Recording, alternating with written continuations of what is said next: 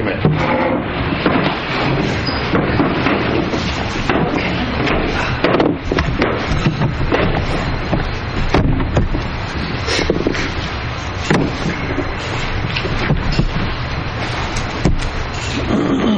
What agenda item was it?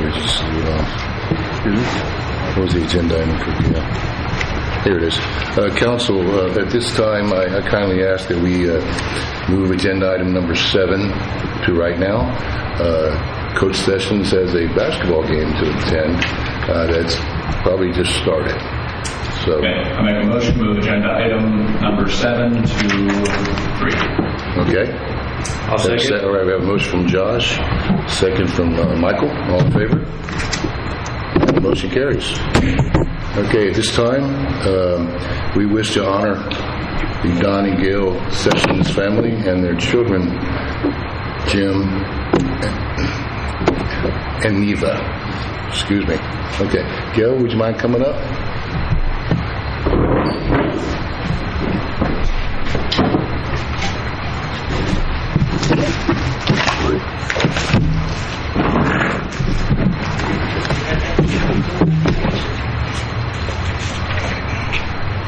Okay, everybody. Pretty much the first proclamation I've done is such. It is a proclamation of appreciation.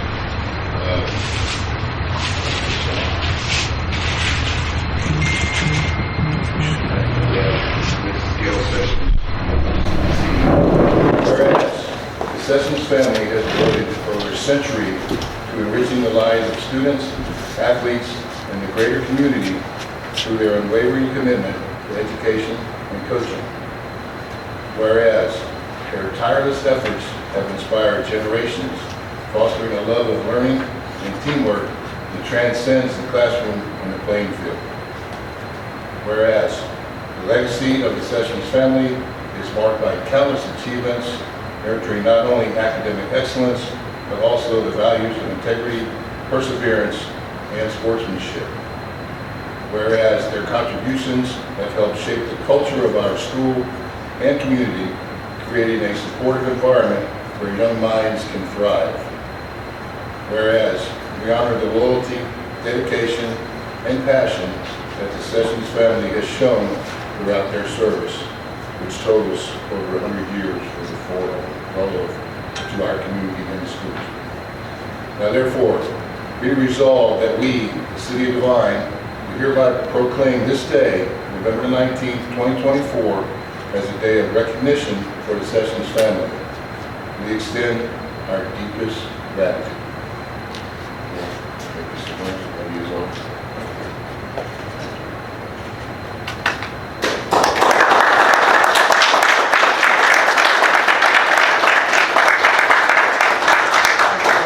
It's been my pleasure.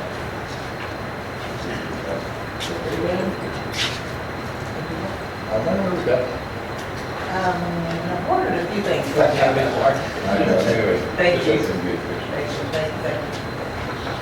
There you go. Perfect. Thank you. Here, let's put this on there. Thank you. All right.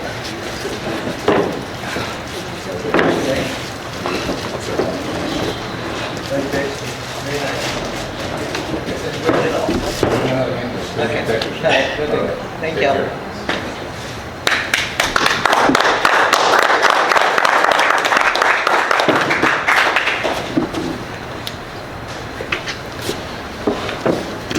All right.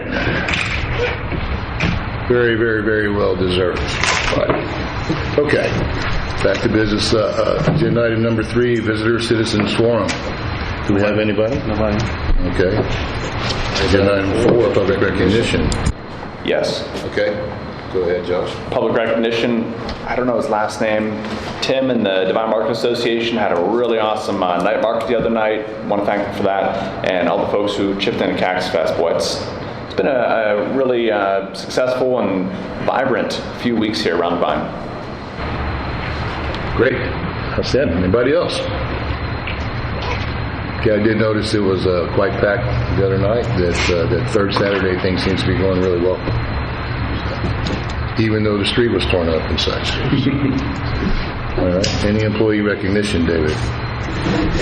I'd just like to thank the Public Works Department and the entire city staff for the Cactus Fest event and the work that they've been doing over the last couple of weeks and last month with the roads being torn up and reconstructed and water leaks and putting up new street signs and so forth. Everybody's been doing a great job and I appreciate it. Thank you. Okay, Josh. Happens once in a while, but I had several people reach out. Want to personally thank Pete for his dedication to being a true public servant, really going out of his way to help folks solve problems and take care of them where maybe in the past the city made mistakes or whatnot, and just make sure they're actually taken care of and not too bad, too sad. Another one for David specifically for walking around and addressing code concerns. Just getting out there, wearing out the shoe leather. That's all right, fair enough. Anybody else? I have one. Okay, Jeff? Yeah, I'd like to also recognize Pete and his staff because this last week I noticed that he had city staff out mowing city easements in our neighborhood, and I never realized they do that, but they've really been doing a great job of cleaning up the city right-of-ways, including like keeping the gutters clean and digging things out and now mowing and trimming. I think it's excellent work, and it's another step towards beautification of the city. So, great. Well said. And in case a lot of folks don't really realize that our city crews also take care of the state right-of-way on 173 and the right-of-way along the railroad also. And I don't think we get anything back in return. But anyway, we try to keep it looking as nice as we can. Okay. Agenda item number 6. Consider approval of council minutes, special meeting / budget workshop from August the 6th, 2024. Rescheduled special meeting budget workshop from August 15th, 2024. Special meeting / budget workshop August 27th, 2024. Special meeting budget workshop September 3, 2024. Special meeting budget workshop September 10, 2024. And special meeting September 24th of 2024. A lot to look at. Council, any concerns? I have. Yes, ma'am. I didn't know that Dora was on vacation last week when I sent her all the boo-boos I found. So I'm just going to say them now. I know, I don't think she's had a chance to fix them, so since she's not been in the office. Okay. For August 8th, page 3. August 8th. August. That's not August. Yeah. August 6th. Yeah, August 6th. Sorry, I can't read without my glasses. Page 3, on the bottom of the page, the motion by Jeff Miller, seconded by Michael Hernandez. We need to add in there that there was a tie vote and it was broken by Mayor Cook voting against. If that's not in there, it just kind of says motion failed, you don't know why, even though it looks like it's a tie vote. For August 15th, page 2, about the airport, I think it says the ground leases were 10% and the contract was 3%. I think it's flipped. I think the land leases should be 3% and the bays should be 10%. Also on August 15th, page 3, the third informational item should read Alderwoman Randall. Then on September 3rd, page 1, the first motion by Councilman Miller, seconded by Councilman Gonzalez. The vote is incorrect. It should have 3 for the yeas and not 4. And then the next one I was leaving up to her and David because I don't really know if it's something that they put in the minutes. But for September 24th, Mr. Gonzalez was late. He came in on the first item, but it doesn't say he wasn't there, but it does say he was absent for the vote. And then it says later he came to the meeting. So, but it doesn't say at the beginning that he wasn't absent. But I don't know if we are that picky on the notes. That's just what I noticed. Hey, I'm sorry, you say you emailed these to Dora, or? I did email them to Okay. Dora. Tonight I can just forward it to you guys, to you. That's fine, that'd be great. Okay. We're going to see at the beginning of the meeting, Councilor Gonzalez was not present, and then he came in. Yeah, because there is a note in the minutes that he came in. Okay. It just doesn't say he wasn't there to start with. That's not. I don't know that it's a big deal, but that's all I found. Anybody else have anything? Because she's all over it. Why you asked me to look at it? Well, the 24th is the one I missed. That's when I was. I'll make a motion to approve those minutes with the specified changes. Okay, all right. We have a motion from Jeff to approve the minutes with the specified changes noted by Councilwoman Randall. I'll second it. Second from Councilwoman Randall. Further discussion? All in favor? Motion passes 5-0. And of course, Debbie, please review when they do your changes to make sure that Yeah. they're the way you have them. They usually did about that. Yeah.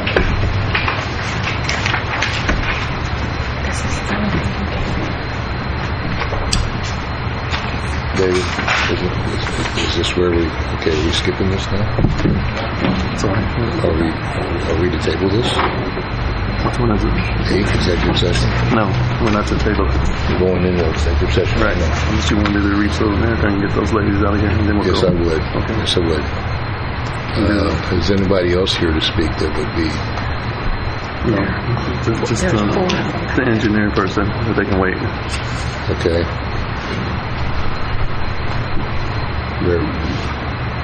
Success engineer. Okay, council. Right now on the agenda we have item 8, executive session, and reconvene on agenda item number 9. However, this was kind of noted after everything was presented out on Friday. If council desires, I would like to move agenda item number 10 to right now, and preceding number 8, since the current events ladies are here to speak. I'd hate for them to sit there for a long time, depending on our executive session. I'll make the motion that we move number 10 to now. And we'll call that item 8, I guess. Oh, yeah, instead of 4-8, I guess. Okay, we have a motion from Debbie to go ahead and move to agenda item number 10 at the present. I'll second it. We have a second from Ray. All in favor?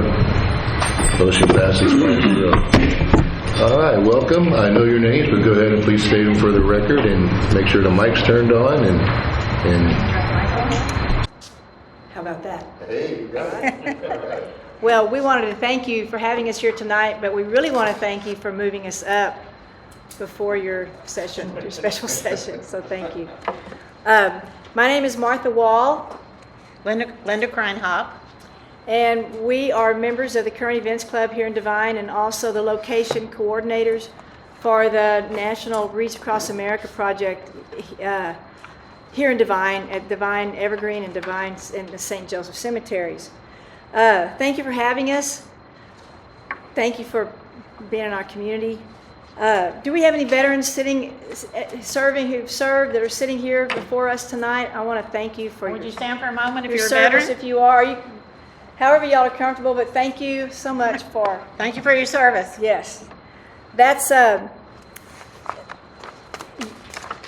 we are here tonight because we want to do a better job remembering the sacrifices that have been made on all of our behalfs and trying to get a message out to the community in a way that would be received well. And it has been received well. This is our 3rd year with Reach Across America here in Devine, started in 2022, and last year and this year. Let me just give you a little bit of background for us. Our first year when we started, we wanted to take on a service project with our club that would benefit our community through our fundraising efforts, that would also help us benefit other areas of the community, and also serve our country, serve veterans in the way that Wreaths Across America does. Well, so the first thing we were asked was, well, how many veterans do you think you have in your cemeteries? And We were way off. we said, I don't know, about 200. The very first year that we offered this, we had over 540 identified and verified veterans in our 2 cemeteries. And we were able to honor, because of the generosity and the work of our community, every single veteran that was brought before us. We checked, we have a team of people, and we were able to do that in 2022. Well, today we're looking at over 675 that are identified and verified that will be honored on December the 14th of this year. So, we have the participation of well over 100 people we have a community crowd at the ceremony day, but when we look back over our list, we see 100 or more names of different age groups, different demographics of people who've wanted to take part in whatever ways have been offered. If we can just get the word out, we've had participation with the help to do this program. Right here in Devine, in our community, that's what we have. But did you know that there are over 4,700 cemeteries that are represented in the United States and abroad through this program, and we're proud to be a part of it. Our community is proud to be a part of it. We think that's a pretty amazing thought, and we think it's a pretty amazing thought that our community desires to be a part of that. By the way, I want to add something. This year we've added something else to the program, and on the 4 corners, on the Patriots Days, I hope that y'all have noticed that we've put together a presentation for 5 days that reminds people of Patriot Days, and we think that that's another way that we get the message out of who we are and the sacrifices that people have made and what it is to be an American. And that's an extension. Actually, there's 3 pillars, and the 3rd pillar of Wreaths Across America is to educate. And we think that that's a way that we're able to educate and remind the community, all of us, about what we have and sometimes take for granted. We invite you guys to participate, our group, everybody here. As an individual, with your family, or even representing the city of Devine in some way, if y'all think, why don't we make our own little group and be there that day? There's all kinds of ways to volunteer or to participate. And that's what we tell people when we visit with them. Bring your family, the little ones, big ones. And that's what we've seen. We've seen grandparents with their grandchildren on that ceremony day, and that's great. Let me tell you the 2 upcoming dates that are important, where you might be interested. On Saturday, December the 7th, which is Pearl Harbor Day, that is the day that we've chosen to place. We have to get the cemetery ready for the ceremony day. And on December the 7th, we've chosen to make that our day when we place U.S. flags at every single veteran in preparation for the following week, which is always a ceremony day. You can come out at 9:30. Please bring a screwdriver and wear shoes that can handle the sticker burrs. With our South Texas weather and drought, you're going to need a screwdriver to place a hole in the ground to be able to put a flag with on staff in the ground without breaking the staff of the flag. So We just got rain. well, I'm not sure if that rain today will be sufficient for December the 7th, but also I think it might take a little bit more rain than that to soften that ground up. So we think that the screwdrivers will take care of the need, and we will have flags with staffs that aren't broken and taped with, Gorilla Tape to fix that. It's probably about an hour and a half of your time that morning, and you'll help us get the cemetery ready for that presentation. Cemeteries ready for that program. The next Saturday, December the 14th. Would you like to read? I guess. You want to? Well, I don't know. I will. I don't mind, but I feel like I should share. Oh, okay. The next Saturday, December the 14th, is the culmination of our club's community work, and that's the day that we'll be laying the wreaths, the National Wreaths Across America ceremony. It'll begin at 11 a.m. It'll be followed with many volunteers, young and old, laying the wreaths to honor our veterans at their graves. You have supported us since we began 2 years in the past. The city issued a proclamation honoring the ceremony day, and that was a wonderful surprise and was very much honored and appreciated. We had the absolute service of the Public Works, Devine PD. It is easy working with both departments, street concerns and public safety. We've been in contact with Public Works Director Pete Sanchez, and I know that Barbara Moore has also been in communication with Chief Candy Benavides. The city's assistance adds such a level of confidence to our club's ability to present this project to the city of Devine. We couldn't do it without you. Look for the most current list of our veterans in this week's paper, the Devine News. The generosity of the community should not go unnoticed from the very first year. Every veteran has been honored on ceremony day. Someone said their name and a wreath was placed before each veteran. It will happen again this year as well. If you'd like to help in the financial portion of this project, each wreath costs $17. We hope to see you at the cemeteries in December. And if by chance you may perhaps see some of the businesses, we're kind of in the process of posting these around different businesses. If you see any of these, and I also have cards today that if you'd like to volunteer or you'd like to sponsor online, each of these cards has a QR code where you just, well, I think most of us are familiar now how you use your little camera with the QR code. I was resistant, but then I figured out if I wanted something to eat at an airport, I had to learn how to do it.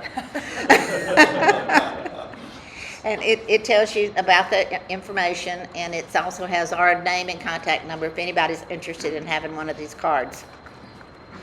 Or if you have a business or anything that you could post one of these for us, we'd be happy to. Talk to Miss Debbie, she knows all about it. Debbie's one of our club members. Yeah, Debbie is one of our current event club members. Do we have any questions from anyone? No, I'd just like to say that I think your event is fabulous. It was an honor for me to be able to speak last year there. My father and my grandfather are veterans, and I have a lot of nephews and a couple of nieces and such that are also serving currently. So the thing that I was really drawn to is that the sacrifice that a lot of veterans make that they don't really get recognized. You know, we have certain days, it's Memorial Day and such and all this and that. But a lot of folks serve the country, they sacrifice, they leave their family for 9 months at a time to go overseas and all that. And so, but anyway, it was a wonderful event, and I'm sure it will be again this year, weather permitting. Yeah, not like I say, not only the veterans, but the families that they leave behind that do all that supporting. You know,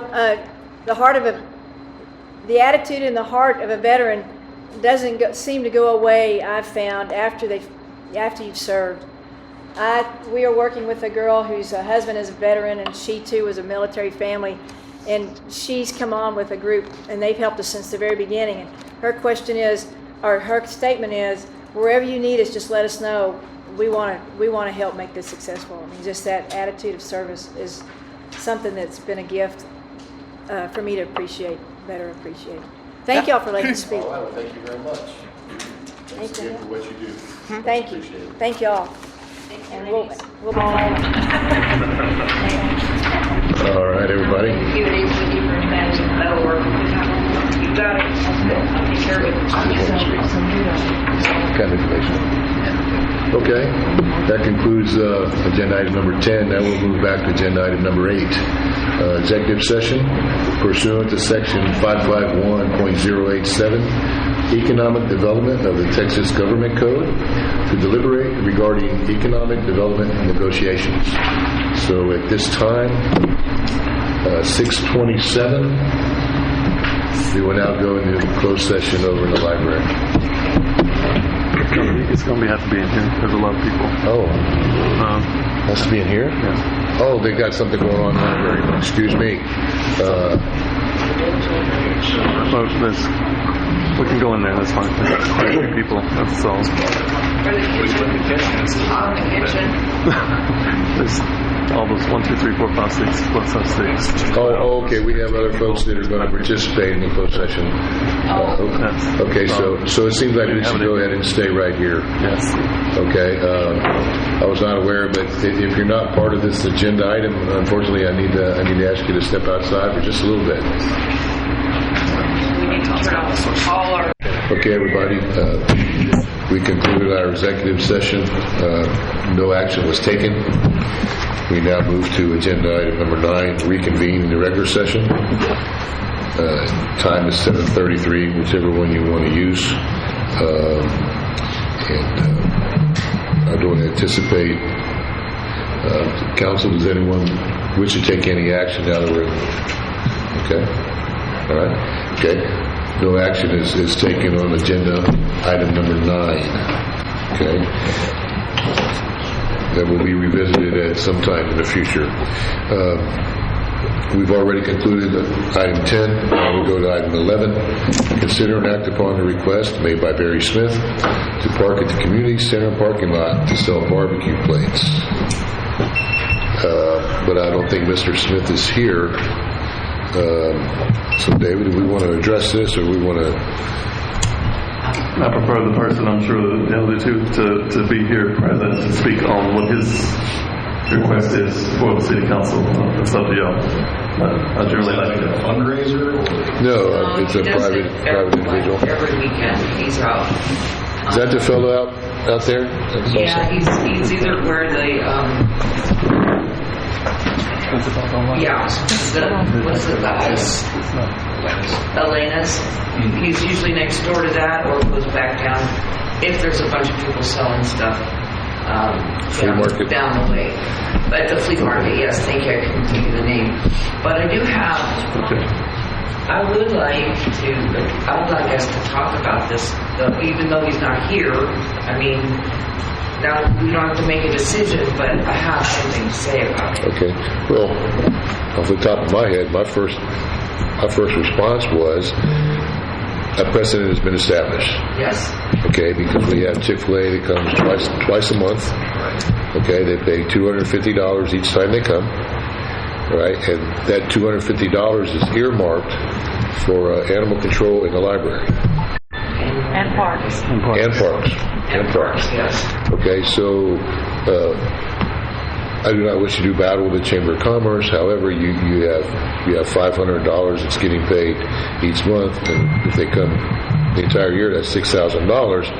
So if you were to base that on property tax, that's a considerable amount of what? Huh? I'm sorry. Oh, okay. So anyway, that's a considerable amount of money. Yeah. Okay, and so if it was property tax coming into the city, that's a considerable piece of property and so forth. Okay, so anyway, that precedent has been established. Okay, so to me, if he were to come in and tell us, well, I'm going to give you $250 each time I come, it might be hard to say no. Anyway, okay, Debbie, you had some thoughts. Please proceed. Yeah, my thought was exactly that with Chick-fil-A. Were you on? I can't remember if I was the only one or if you were here when we made that via. I'm starting to feel really old now. When we first did this was May 26, 2022.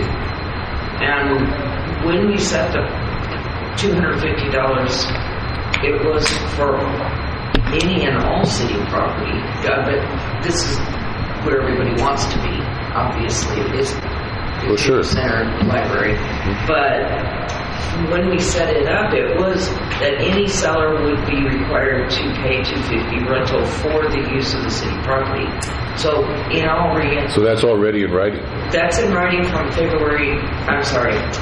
May 26, 2022, but I don't know what day the ordinance got signed, but there is one. So my question is, do we really have to say yay or nay to him? If he's willing to pay the money, then we don't get involved as in council. That would be David and the staff. I think it depends, I agree with you, that the approval would seem to depend on what type of business we're talking about. It's brisket. He's selling brisket. Yeah, I know what he's doing, but that's why I think there has to still be an approval process, though. I think we left it at if they want to pay, they can sell. But, and you might be right. Maybe we do need to oversee that. I don't know. The other thing I have a question for, because I do know at one time he didn't, I never followed up, was does he have a food truck ordinance, permit? Yes, ma'am. Because he would have to have that in order to He has. do it. So that was my other question. That was all. Okay. Any other comments, especially since he's not here? Or, thank you for Debbie's point. No need for us to get involved.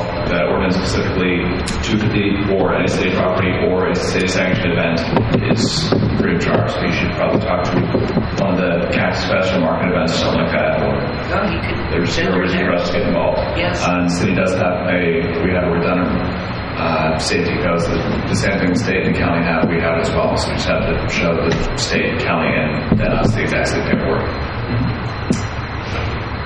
Anybody else? But is he going to be doing this every day or just the weekends or? That's it. Right now it's on the weekday. Yeah, I would not. Yeah.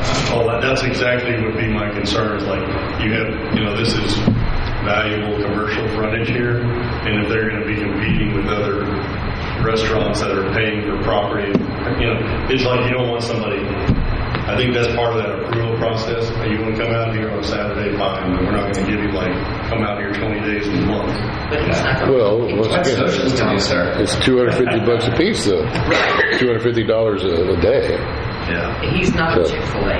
Yeah. Right. So. In all reality. Okay. Do we wish any action on this, Council? No. Okay. All right. Let's move on, please. And Sorry, can I get clarification? Since there's no action, are we implementing the policy that anyone that requests to set up a business and has the proper paperwork is authorized to do it, or you don't want to address it Set right up now? that if he wants to pay $250 a day, he can. wouldn't we have to change the ordinance or have a waiver of some sort if we did not fall back to the precedent? If there might be, I don't know, was there a waiver for Chick-fil-A? I don't remember if there was. No, that wouldn't be a waiver. It was kind of created for them. Right. No, I think it's for anyone who wants to sell. There you go. Then, and he has a food truck permit. Yes. Since he's selling food, since that's the Right. So if we have 5 people up here on Saturday, every Saturday, they got to pay $250 a piece. correct. If they're operating That's for independently. this property. That's why the marketplace is a great place for them to come to, because it's only whatever the DMA Yeah, whatever they charge. Right. Well, I think the approval process pretty much depends then is there another event going on in the building, or is the library open, or are we blocking parking for normal activities? Correct. Yeah. Question, on one of the Saturdays during the day, there was a barbecue truck also from a local vendor, a local eatery. Okay. Was that allowed on the first Saturdays of the month? To be a little more explicit, I don't understand what you're asking me. He was selling the same thing. He had a truck. Was he at a market event or he was just showing up? No, He got a market event. No, the That's all market events they have food trucks. Yeah. They have 1 or 2, Right. sometimes 3, depending on how many vendors they've got. Yeah, I didn't know exactly what their criteria was. So, okay. All right, so anyway, David, it would seem to me we don't have any action. It just falls back on you. So, either that or we can go ahead and affirm that decision. Basically, Josh summed it up. He said he didn't think this is a place for council to be involved with the moment. Yeah, since it's already addressed, since we've already done this back in 22, All right. that's something for David and the staff to handle with him. Okay, good enough. Okay, do I have a motion? All right, moving on. No motions. Okay. Is that all you needed, David? Yes, ma'am. Oh, okay. Agenda item number 12, consider and act upon the water flow study by Jess Swain with 6S Engineering.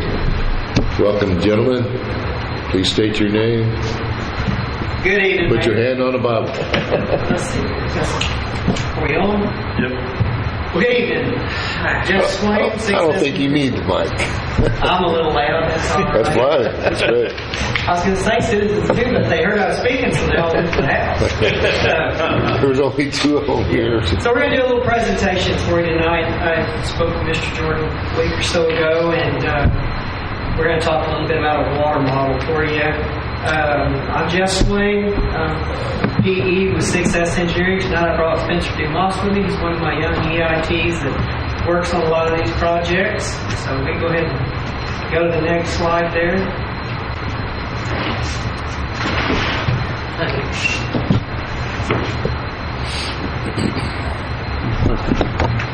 Oh, no, you need to go to the presentation mode. Let's see, where's that button?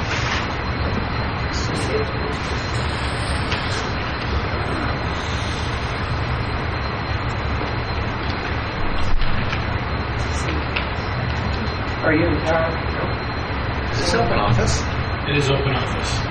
I don't know open office. We should go Linux, man. I'm telling you. We're using the open source software. Can you click the down button?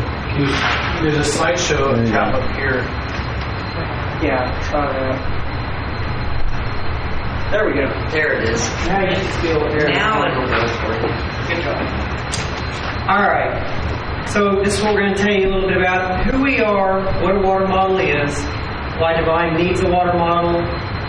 We're going to talk about one that we've completed regionally, the cost to implement one, and then we'll answer any questions you might have. So if you'll go ahead and go to the next slide. All right. My wife is the president of Success Engineering. We've been in business since 2016. I've worked for a lot of big firms myself for the last 24 years. Doing municipal engineering, that's my specialty. We're a small woman-owned business with 10 people in our office between Jourdanton and Helotes. We started in Helotes, but we've got a Jourdanton office now. Like I said, I have 24 years of experience. My degree from Texas A&M is agricultural biological systems engineering. I took my PE in civil, so I'm a civil engineer. And then Spencer got his degree out of the same place that my wife did, BYU, Idaho, and he's been working with us now for a bit, but he's been doing some EIT work for the last couple of years. I'm going to try to move along quick, because I know you all have time basis here. So, what is a water model? This is the key point why we're here tonight. You know, a water model is really good for communities. I've done numerous water models in my career, and what it allows you to do, and right now we've met with Pete several times looking over a couple different projects and scoping here locally, and I've looked at what you guys have for block maps and as-builts and the lack thereof, and so what we'd be doing is taking some of those documents and putting them into a software system that allows us to calculate flows and pressures all throughout the community and calculate the different parameters that tell you where fire flow is and where you might have a leak and things like that. That's what this model does. Used to, as far as engineering calculations, the way we're trained, there's methodologies for calculating these, and they're long, intense calculations based on loop systems. Well, the water model gets rid of all that. It does it within the system and the software itself. And so it got rid of hand calculations, okay? But if Pete's over there and he's working and he's wondering what a pressure is over somewhere, we can take these models, put your entire system in there, and then we can calculate through this model what your pressures are in different locations, which I'll tell you a little bit about how that's more effective here in a moment. But like I said, you can calculate it around different parts. And what the model is, it's a simulation. So like all these block maps and as-builts that you have in paper format, you have to go dig around in to try to find a water line or a valve somewhere, we'll take and organize all that information. So now you can look at stuff with the touch of an iPhone or an iPad or something a little bit quicker, for guys out in the field, or maybe the city manager wants to pull it up on GIS and say, what in the world's going on? I want to call somebody. What's over here at this water line? He'll have direct access to it. We'll go to the next slide. So why does Devine need a water model? Okay, like I said, get these digital maps, GIS maps, where we can have different nodes and valves. We know pressures at different locations. We know if you need fire flow over here, over there. We can find out what your elevated water tanks are doing. I know you have SCADA already, because I've already seen your setup, your system. We can tie all that together because you want everything to operate continuity. Continuity is key. Having things operate, and knowing all your pressure claims out. I'm preaching the choir when it comes to Pete, because he knows your system. But another good thing with these systems, when you create a model, well, what happens when Jess and Pete are gone? You got somebody else in there who comes in. I work for Tilden, and I work for about 13 different cities and counties and stuff like that. Well, so-and-so over here, he's the only guy that knew where this water valve was in the entire town. So now you come up, we put this stuff in a system, so when we're gone, the next generation of leaders that comes along has the basis and the knowledge, whether it's in good maps, good mapping. Long-term planning for capital improvement projects. I noticed the sign y'all had set out here. I don't know exactly what all you're doing with water, but I saw it said $9 million some dollars. That's a lot of work you go for grants and those type of things. Well, the best way to get grants to get additional funding is to be prepared. Having a water model will allow you to know these areas that you need to be prepared in. So whether your engineer or your director of public works is reviewing the model, you can sit there and look and pull the information out that you need to create capital improvement plans. That way, when Mr. Jourdanton calls the director of public works, it can make your meeting effective and it'll save you money and time because you're organized and prepared. So that's for your cost savings. Public health and safety. I mean, you see it on the news all the time. You have water breaks here and there. Some of those things could be prevented. Sometimes it's just an accident. But there are certain things you can prevent.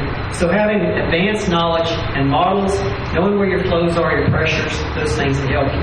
As I noted a minute ago, I've already seen your SCADA system. I know all these things can tie together, like over at the LC Mart, trying to figure out what you really want to do with a ground storage tank when you have a well that has issues. Okay, well, is there a different way to get water to that tank? Well, maybe so. You go to look around, but the water line's clear across the field. If that stuff was already in the system, then everybody kind of already know, hey, we've already got flows here, let's tie into that. Let's pick out these nodes. We've already got a hydrant. So I know I'm kind of giving you examples, so you go ahead and go to the next slide. All right, I'm going to let Spencer talk just for a second here. Thank you, Jess. So, Jess asked me to kind of talk with you guys about the process of what we would do with the water model. And I'm going to go through the example of the township of Tilden. Speak louder, please. Sorry. In Tilden, it's a small township where we ended up needing to replace a lot of the water lines, and they asked us to go through and start with a water model. And we provided mini maps similar to this one here. This one shows the different pressures at the different nodes. If you look closely, you can see the water lines have different. The water lines have different sizes, and from there we were able to calculate the flows and the fire flow abilities in each one, and we were able to know which lines needed to be resized for keeping up with standards and specifications that were needed in the town. We were also able to create many other similar maps to help out with different situations. How'd you check your flows? One thing that we do have in the scope is having a fire flow test where we have another company come out and test various fire hydrants. For a township like Tilden, we had about 5 different tests in the extreme parts and some inside the city to verify that the model and what was happening in real life were compatible and accurate. For Devine, we would have maybe more, but we would have to see the block maps and the overall layout to really determine how many tests we would need. Thank you, Spencer. Yeah, what do you have to do here? Because with each of these lines, you put in whether you're dealing with a ductile iron line, an AC pipe. You know that's probably what you're replacing a lot of here, or maybe some other lead, some other things like that.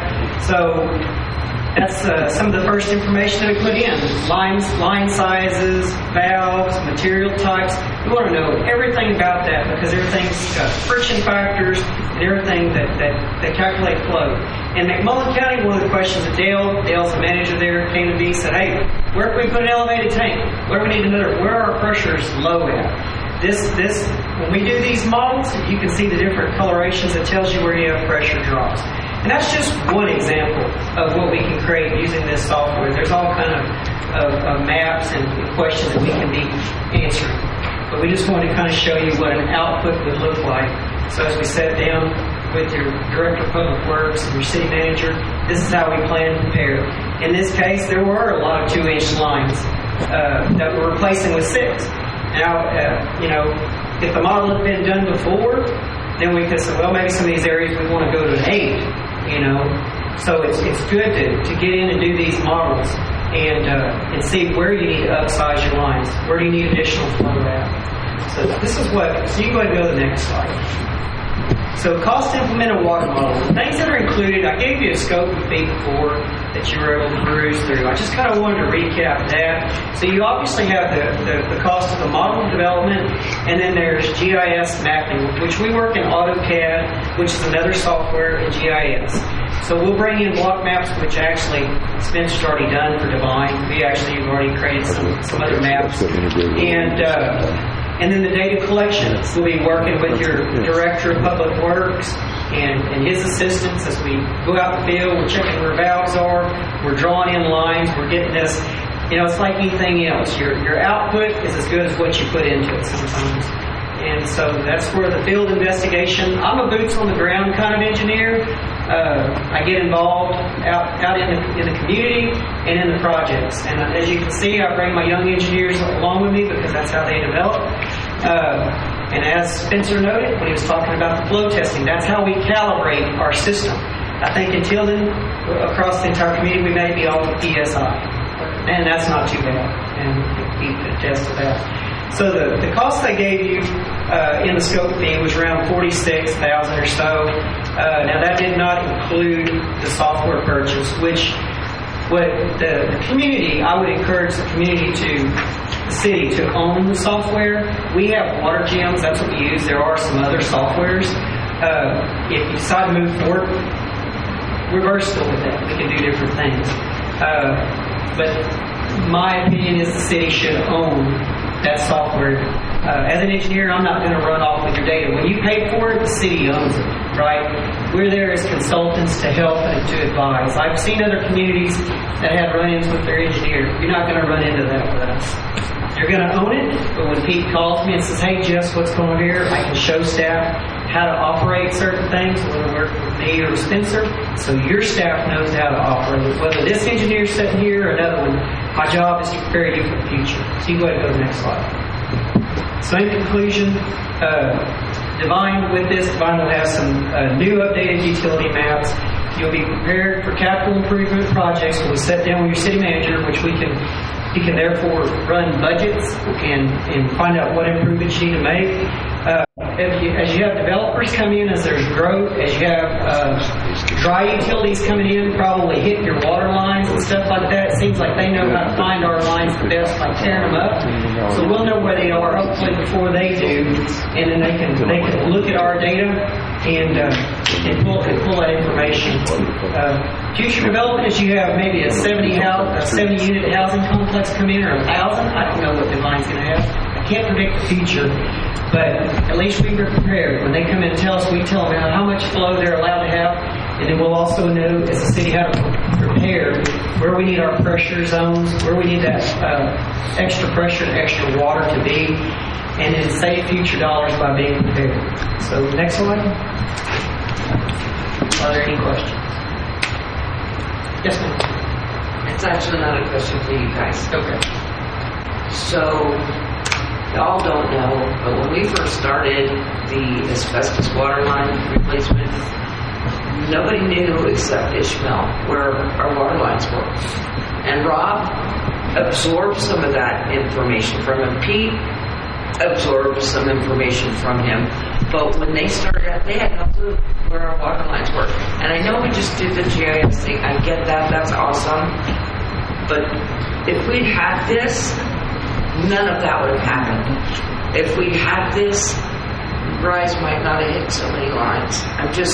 Because we could say, here is the line. You know, It wasn't so much Rise as it was the water, people putting in the pipes. What's the name of that company? Chromex. Chromex yeah. did the most But money. because a lot of it, we didn't Right. even know where they were. Like, we, at that point, never knew where they were. I mean, Yep. as much as we don't want to lose Pete, we want Pete to stay forever and a day. The day will come, Pete will want to leave. Who's going to know where all our lines are? I get it. I think we I almost get everybody. it. I was for this a while ago, and y'all did it. But I think this is a great thing for Devine to have. So y'all know where every line's at, you know what size it is, correct? We're going to have to. Because what I saw on the diagram there on Tilden, where you had all the 8-inch around the perimeter, that's probably where the courthouse is at in the school, correct? We had to do a lot of data recovery. I noticed that all the 2-inch was probably on the residential, and then you had the 6 and the 4. That was probably the highway that goes from Tilden to Three Rivers. Yes, sir. Right? That's right. We recently had a study done, okay, for location of pipes and valves and so forth, and we haven't gotten all the results from that just yet. But it's all been done physically, and then they're computing all their data and all that. So clearly that will integrate with what you're doing.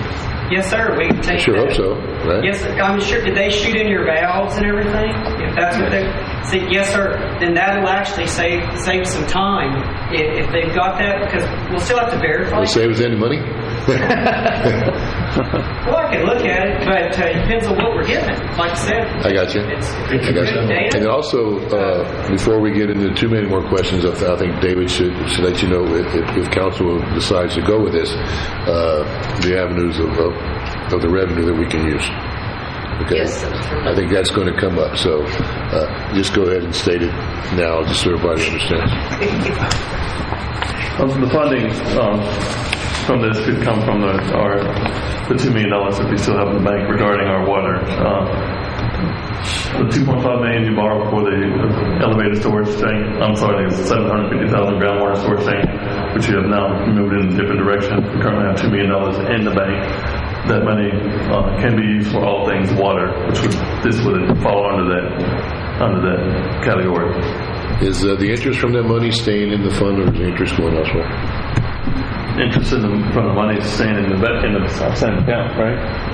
Yes, it's in the. Okay, so the interest will pay for this. More or less. Very easily.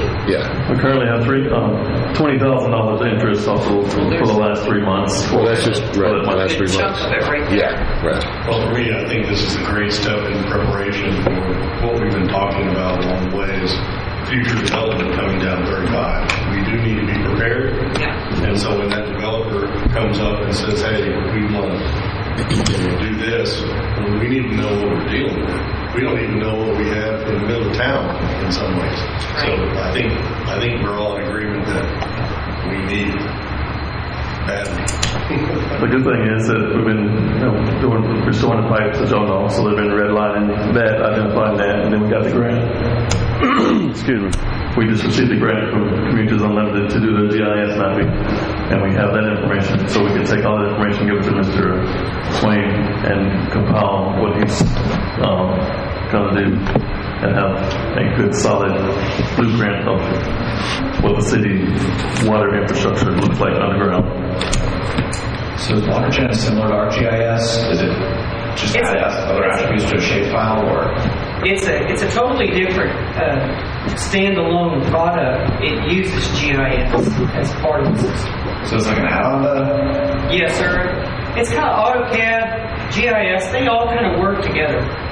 WaterGems is a Bentley software. It's a Bentley product. So it's a different product line. But it's kind of like everything else. Your fire department can use GIS. It just ties. It's an integrated mapping system. That's the best way I can explain it. You got there? The best I understand is GIS, the different layering and locations.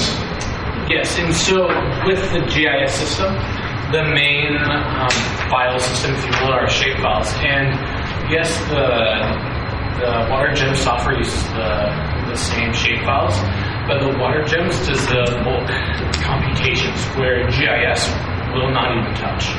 And so the computations of finding out pressures and stuff like that will be done through the system, and then we export that information and put it into shapefiles for mass. So, if I'm understanding correctly, our city administrator or Pete or whoever can open this up and they can look at the precise location if we put it in correctly. Yeah. And they can then look at the pressure from the same piece of software you have to export. Basically, I don't want to, my concern is file management and version management. So we don't have one that keeps getting updated and the other doesn't, and we have different files, we don't know which is which. Is there It would all be Do you understand what I'm saying? in the same line. Yes, yes, you do have to update them both, which can be frustrating, but how we set it up, we usually just bring in the shapefile from one, and then it will auto compute, and then we can export it into the other. Are you willing to document a process that ensures that happens so we keep consistent versions of files? Does it make much sense when saying there you've updated your pressure and maybe moved a line that doesn't get updated as far as the location? Well, you draw that water gems. When you update a line, you draw that water gems, and then it takes it and converts that into the shape file Keith was talking about. So it's a unilateral item. So one updates and it automatically updates the other. Yes. Okay, so there. So it'll be continually updated. It's just making sure. The thing is, we want to get the data right from the get-go, and that's why it takes quite a bit of field time and work doing that. Sounds great. Yes, it does. Make a motion to accept. All right. Second, does that include software? This is software. I'll say you have to. Okay, good. Let me read the motion for a second, please. That's really what we should be doing. Anyway, okay. Budget. Amend the budget. Make a motion, we accept the proposal for the services and software and amend the budget accordingly. Okay, we're going to ignore the first one. Okay, we have a motion from Josh to approve the water flow study. Go ahead and repeat that again, please. Make a motion, we accept the water rate study proposal and include the software and additionally amend the budget as appropriate. All right, the motion is to approve the study and the purchase of the software and to amend the budget accordingly. All right. We have a Jeff? All right, we have a second from Jeff. Anything further? All in favor? Motion passes 5-0. Thanks, gentlemen. Thank you. Appreciate it. Thank you. Thanks, guys. Yeah, I'm looking forward to that. I think that'll be wonderful. That'll be really good. On this next item, Yeah, next item too, aren't you you? don't have the bids back yet. It's just in your packet from JR estimation of how much those two streets are going to be. So it's informational, basically. Okay. That moves us on to agenda item number 13. Consider and act upon the street project for Zigzag and Malone Drive. Basically, this here doesn't require any action at the moment. It's basically informational. What you had in your packet for cost and so forth.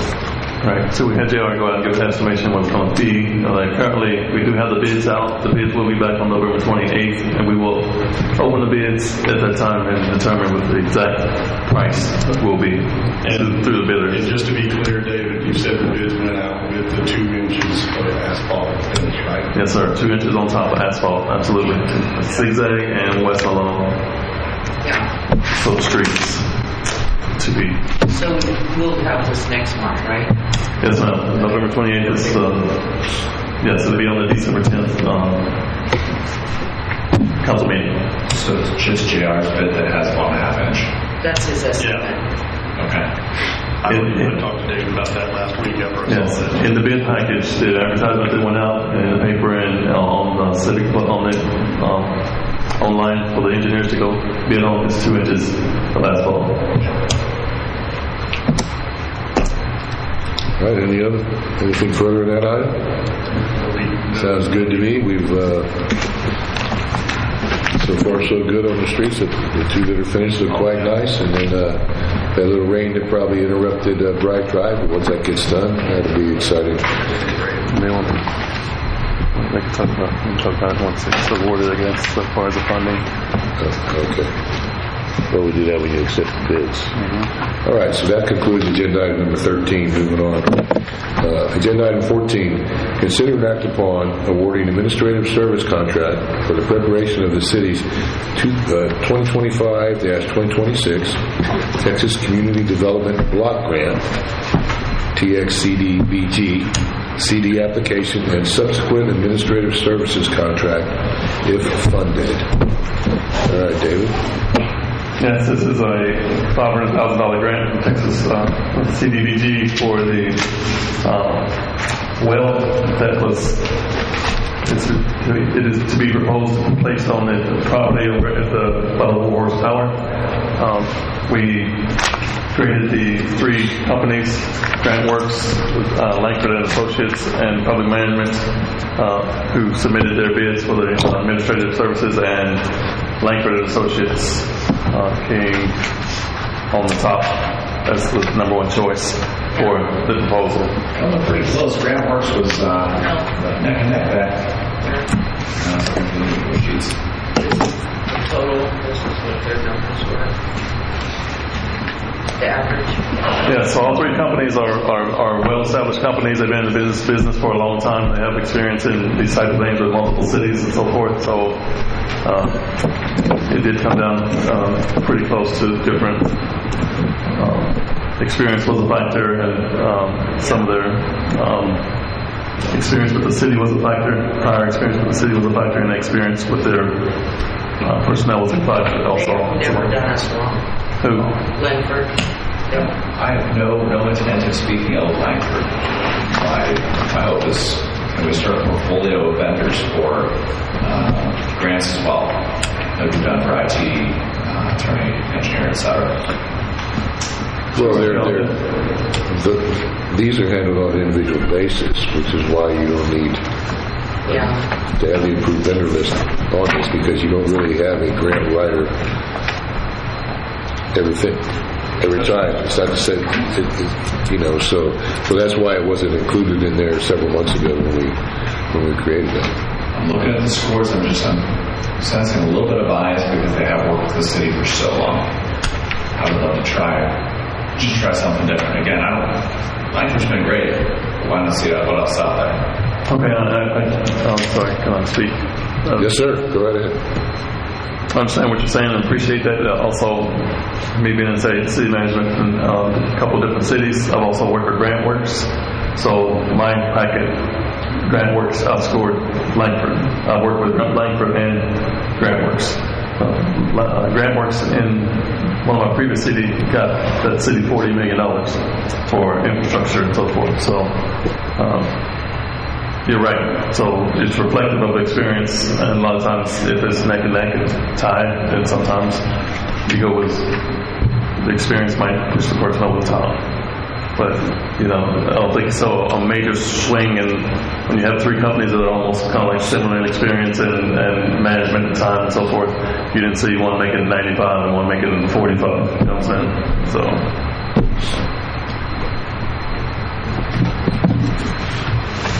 I make a motion that we accept Langford as or award the administrative service contract for the preparation of the city's 2025-2026 Texas Community Development Block Grant CD application and subsequent administrative services contracted funded.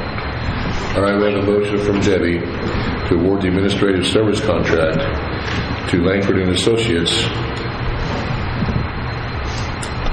for the Texas Community Development Block Grant 2025-2026. All right, we have a second from Jeff for Langford and Associates. Any further discussion? All in favor? Okay, opposed? All opposed, yeah. Opposed? Okay. Motion fails by a vote of 3-2. Jeff and Debbie voted yay, and everyone else voted nay. Okay. Do I have another motion? I'll make a motion. We award the administrative services contract for the preparation of the City of Devine's 2025-26 Texas Community Development Block Grant application and subsequent administrative services contract to GrantWorks. All right, we have a motion from Josh to award the administrative service contract for the 2025-26 Texas Community Development Block Grant to GrantWorks. We have a second from Ray. All in favor? Opposed? Motion passes 4-1. Debbie opposed. GrantWorks is awarded the contract. All right, moving on. Agenda item 15. Consider and act upon adopting a resolution authorizing the submission of a Texas Community Development Block Program for the 2025-2026 TX-CDBG application. That's pretty much what we just did. Tom's not here. We support the contract with the services tax resolution support differentiating factor. Go ahead, sir. Sorry, go ahead. Okay, does he need to mention GrantWorks in this motion, or just the resolution? This is the resolution for that. Okay, just the resolution. I make a motion we adopt a resolution authorizing submission of a Texas Community Development Block Grant Program for 2025-26 Texas CDBG application. All right, we have the motion from Josh to adopt the resolution for the Development Block Grant Program. Do I have a second? Second from Ray. Discussion? All in favor? Motion passes 5-0 to adopt the resolution. You don't have a number just in there? 11-24. I'm sorry? 11-24. Okay. Right, the resolution number will be 11-24. All right. Agenda item 16. Consider and act upon changing the regular council meeting originally scheduled for December 17th of 2024 to December 10th, 2024. And I think this is a common thing that the city has done. A lot of times it coincides with when school gets out and everybody leaves and all that good stuff. So, I make a motion that we change the regular council meeting for December to December 10th. yeah, all right, we have a motion from Debbie to change the regular meeting date from December 17th to December 10th. Do I have a second? I'll second. Second from Jeff. All in favor? Opposed? Motion passes 4-1. Josh in opposition. Okay, we have any informational items? I don't have anything myself. I think they were discussed earlier. Anybody? Okay, Debbie? Hangars 8 and 8A, are they leased yet? They are not leased. The contract has been written up and been sent out to the personnel. It's supposed to be on this meeting. Tom's not here tonight, so we won't push it to the December 10th meeting. Have we spoken with TxDOT on that light? I'm sorry, the 173 and 3176 intersection? Yes, sir. I have spoken to Ms. Marseca, who's the district engineer for TxDOT. She's checking up on the status of where they are with that.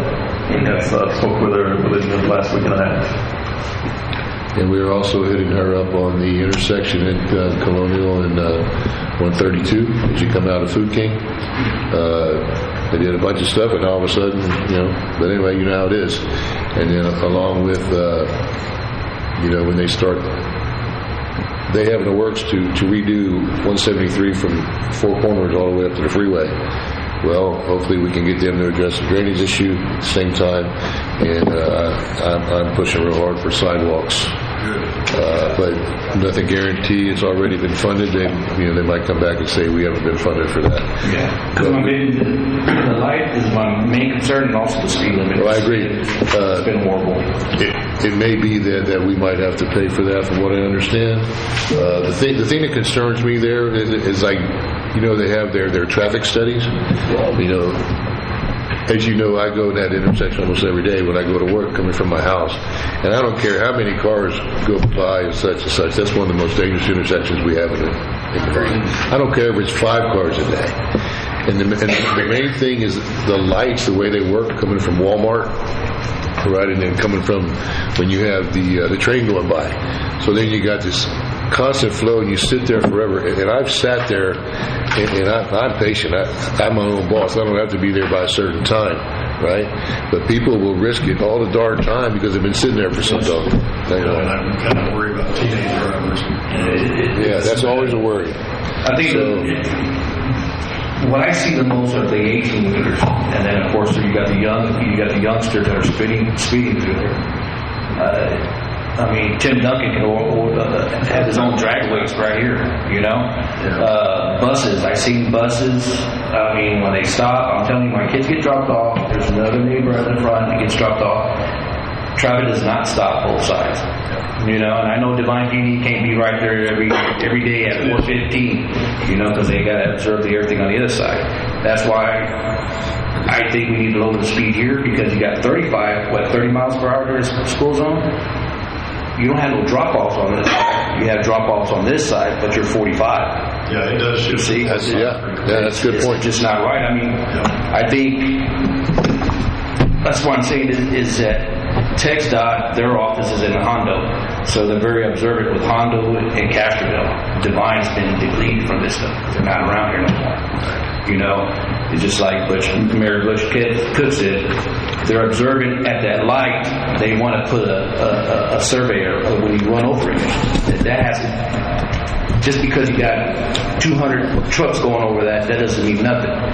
You know, time it and see how much it takes to take a right or two left on either side.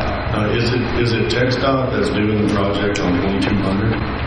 Yes. Yes, I really do like that project. Yes. The fact you have sidewalks, and they live in the continuous left turn lane in front of the school, and they're finishing off beautiful. Yes. And I would like to see, one thing I don't like, and I would love to see TxDOT and the school district work together, is the sidewalk going up 173 ends at the beginning of school district property. So it really should, you know, and that's maybe the district working there with that, but they should continue that sidewalk all the way up there to the patio entrance into the school, the multi-purpose room area. It's like, it seems kind of silly, you're just dropping pedestrians off right there. And another question I have also is, you know, before we got too far gone in the budget and everything, we talked about some big repairs at the golf course, but I've never heard anything about, were there bids done on that project? Okay, what's going on? we're in informational items, so you have to be. All right, sorry. Yeah. It's okay to ask a question or two, but that sounds like an agenda item for the next meeting. Let's see, I've noticed in the reports that weren't any traffic stops or speeding stops. We should stop municipal court. We used to get those. Okay. Yeah, we didn't get the PD yet. Yeah. I'll send those out first thing in the morning. Okay. Public information. I'm just going to say this is a question that was emphasized by a lot of folks, but who's responsible for what in the school district area? Kind of on that point there, there's been a huge concern.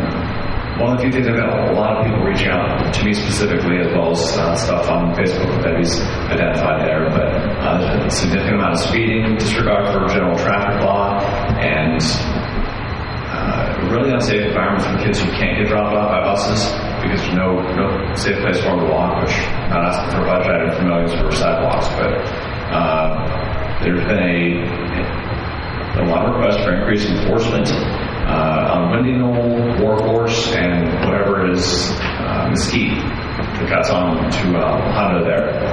And a request for recurring speed traps, better tactics, even if it goes to the point of putting officers on interested citizens' porches to run the radar and having someone a couple blocks away pull them over because there's consistent behavior people adjusting behavior because they do see the deterrence mechanism in place, which the cop car, they slow down for a day or two, but then they're back speeding up and down the street, and it's really unsafe for the kids. The specific points I got, the safer perpetual issue we deal with every school year. We take action, speed bumps is all the first step around the main walking paths. Like when you know, we do the speed trap study, not accounting for the fact that drivers change their behavior when they're where the police is present. If the school district has determined their specific radius around the school to identify walkers, then they need to ensure that there are safety measures in place at all times to ensure the kids can get back and forth every day. I know not all that's our problem, but it's kind of our problem. Yeah, I think the school should get involved too with the situation. Okay, remember, it's informational. Yeah, but I think they do. Yeah. Maybe we need to put that on the agenda or something like that. Just like I think they should have their lights on. When a stop sign comes out, they got the camera. Yeah, I think all that stuff too. Okay. Can we get new microphones for these podiums? The podium back here. Actually, what you, yes, okay, these are new, okay, well, since I became mayor, okay, and what we need is we need a larger mic mixer. Actually, what we really need is about $600-700, already priced it, and we just haven't really gotten around to it because of all the things we've already had to deal with. But we'll get a mixer that can also send a unified signal to that iPad. Yes. Okay, so it'll all be mixed, right, rather than this here, okay? And because some people complain about the audio, and some people don't have no problem. It just depends on where you're at, what you're listening to, and so forth. You can barely hear it, but on this, you can hear it great. Right, so anyway, what we need is a larger mixer, an actual mixer, okay, to where we have enough inputs for all the mics that we would have, then we would get at least 2 more for this table, okay, right, and then they would all go into the mixer themselves, right, and then it would go out to the mains, and then it would also send a signal to the iPad for the telecast. Okay, about $600 or $700, and it's probably in the budget. We just, once again, when you compare things of importance, it kind of falls by the wayside from time to time. So, but that is something Dave and I have discussed several times. So, yeah. So there's one other request from a resident. I would really like to see something done about all the stray animals being fed because it's attracting skunks and raccoons and possums. Yeah. A dog got sprayed yesterday. Really? Yeah. Well, my son picked up a abandoned kitty cat, and I got one. I'm gonna take and go get neutered tomorrow. There you go.